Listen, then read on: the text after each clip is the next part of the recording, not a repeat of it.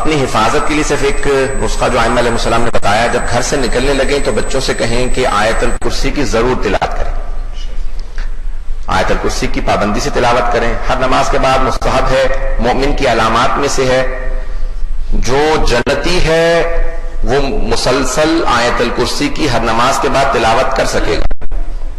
اپنی آزمائش کے لیے آیت الکرسی کی عادت بنا لی، جو بھی آیت الکرسی پڑھ کے گھر سے نکلتا ہے ایک فرشتہ اللہ اس پہ معمور کر دیتا ہے، اس کے رزق کے لیے، اس کی حفاظت۔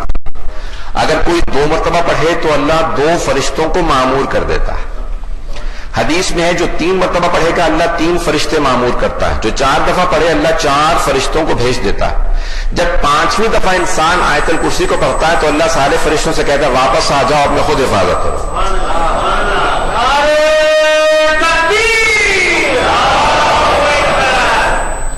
تو ہم اپنے عادت بنا لیں، بچوں کو عادت ڈال دیجئے کہ جب گھر سے نکلنے لگیں تو آیت الکرسی کی تلاوت کریں۔ باقی اشرار ہر جگہ دنیا میں ہوتے ہیں، پروردگار سب کی حفاظت فرمائے۔